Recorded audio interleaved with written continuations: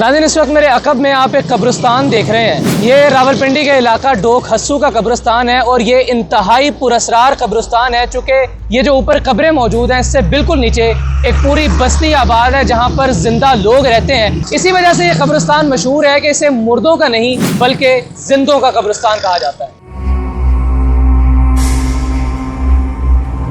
जिन कब्रों के झुरमट में मैं बैठा हूँ इससे बिल्कुल नीचे जिंदा लोगों की एक बस्ती आबाद है। आइए आपको उस बस्ती के रहने वालों के हाल अहवाल सुनाते हैं, उनके रहने का अंदाज बताते हैं, उनके रोजमर्रा के मामूलात दिखाते हैं।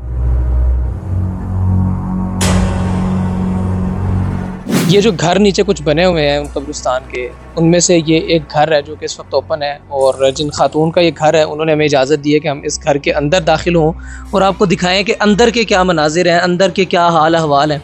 सबसे पहले तो ये पानी के लिए ज़ाहिर एक बाड़ बनाई गई है। इस बाड़ के बाद जब आप अंदर एंटर होते हैं, मैं कैमरामैन से रिक्वेस्ट करूँगा कि वो ईज़िली अंदर दाखिल हों और अंदर एंटर होते हैं तो यहाँ पर 2 चारपाइयाँ मौजूद है।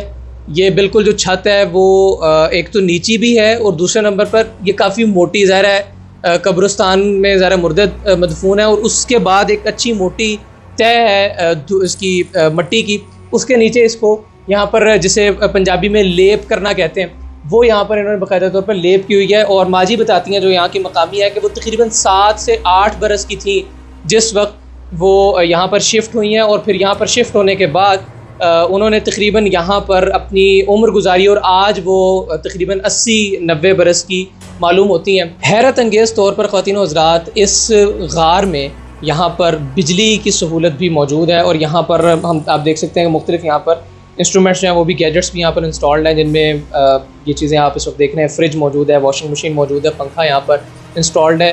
और ये चीज़ मेरे लिए वाक़तन बहुत हैरानकुन है। बहरहाल यहाँ पर 3 चारपाइयाँ मौजूद हैं। यहाँ पर एक बुज़ुर्ग खातून रहती हैं और उनके साथ उनका नवासा रहता है। यहाँ पर ज़रूरियात ज़िंदगी की जो बुनियादी चीज़ें हैं, यहाँ पर ज़रूफ़ मौजूद है, पानी मौजूद है। तो ये कब्रिस्तान से नीचे जो गारें हैं वो मौजूद हैं। एक गार है और तकरीबन लगभग इसी तरह की गार है। यहाँ पर जो 3-4 गारें मौजूद हैं उन सब का एक ही मुश्तरका किचन है।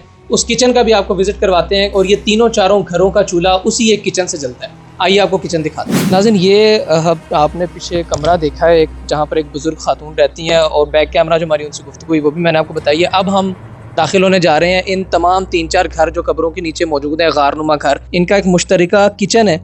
अब हम हो चुके हैं उस किचन में एंटर।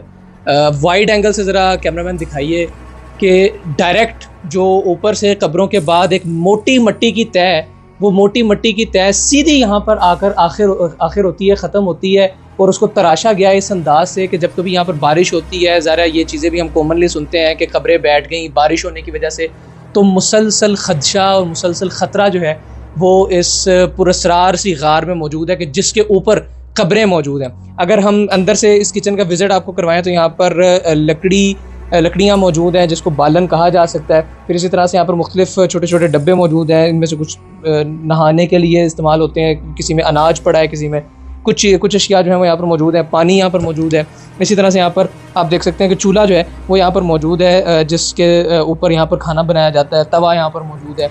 इसी तरह से वंस अगेन यहाँ पर लकड़ियाँ मौजूद है जिनसे जलाने का, हरारत का काम लिया जाता है सर्दियों के मौसम में। फिर यहाँ पर इसी तरह से एक चारपाई मौजूद है, रोटी के चंद टुकड़े जो हैं वो यहाँ पर मौजूद है। तो ये एक किचन है जो कि मुश्तरका तौर पर यहाँ पर इस्तेमाल किया जाता है। इसी तरह से मुश्तरका तौर पर यहाँ पर एक ही वॉशरूम है जो कि इस्तेमाल किया जाता है। अब आपको ज़रा उस वॉशरूम का भी हाल बताते हैं।